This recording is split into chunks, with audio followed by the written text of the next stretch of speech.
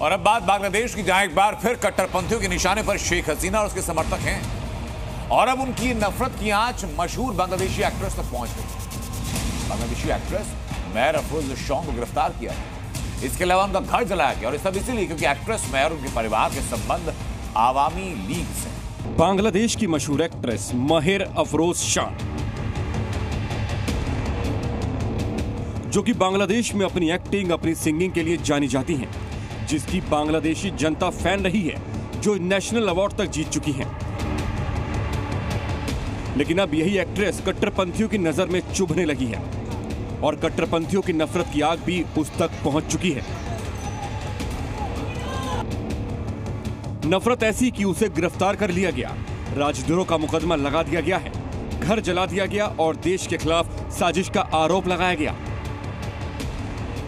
मेहर अफरोज की गिरफ्तारी सिर्फ इसलिए की गई है क्योंकि वो शेख हसीना की समर्थक है और उसका संबंध आवामी लीग से है, और अक्सर कई बार यूनिस सरकार की तानाशाही के खिलाफ खुलकर बोलती रही है।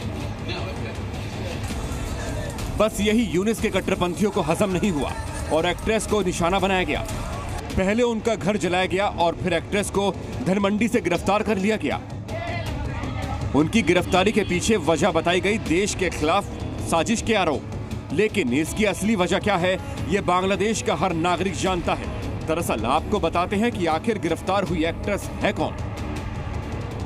मेहर अफरोज शॉन बांग्लादेश की मशहूर एक्ट्रेस तो हैं ही, वो फिल्म डायरेक्टर, डांसर और प्लेबैक सिंगर भी हैं। 2016 में उन्हें बांग्लादेश नेशनल फिल्म अवार्ड मिला था। मेहर का ताल्लुक बांग्लादेश की पॉलिटिकल फैमिली से है। जिस घर को भीड़ ने निशाना बनाया वो उनके पिता का पैतृक घर है, जो 12वें राष्ट्रीय संसद चुनाव में आवामी लीग के उम्मीदवार हैं। और कट्टरपंथियों को उम्मीद थी कि वो भी आवामी लीग के विरोध प्रदर्शन में शामिल हो सकती हैं और अपने स्टारडम की वजह से लोगों के सामने उनकी सच्चाई ला सकती हैं। इसी वजह से उनकी झूठे केस में गिरफ्तारी की गई। इतना ही नहीं, उनके अलावा पार्टी के कई समर्थकों और कार्यकर्ताओं को भी गिरफ्तार किया गया। कट्टरपंथियों की नफरत की शिकार सिर्फ मेहर अफरोज ही नहीं हुई, बल्कि हर आवामी लीग के समर्थकों का यही हाल है। कुछ ऐसा ही एक समर्थक के साथ हुआ, जो बीच सड़क में कट्टरपंथियों की भीड़ के बीच बैठा है, हाथ जोड़कर गिड़गिड़ा रहा है। ऐसी ही नफरत की शिकार ये महिला भी हुई है, जो कि अपने राष्ट्रपिता के अपमान पर नाराज थी। ये कुछ कहना चाहती थी, उससे पहले ही गिद्धों की तरह कट्टरपंथियों की भीड़ इस पर टूट पड़ी। पहले भद्दी गालियां दी और फिर मारकर भगा दिया गया। कुछ ऐसा ही हाल बंगबंधु को मानने वाले इस शख्स के साथ हुआ। ये भी अपने राष्ट्रीय हीरो के घर को देखने आया था, लेकिन कट्टरपंथियों ने इसे बुरी तरह पीटा। जिस बंगबंधु की वजह से आज बांग्लादेश है, उनके अनुयायियों के साथ जानवरों जैसा सलूक किया गया।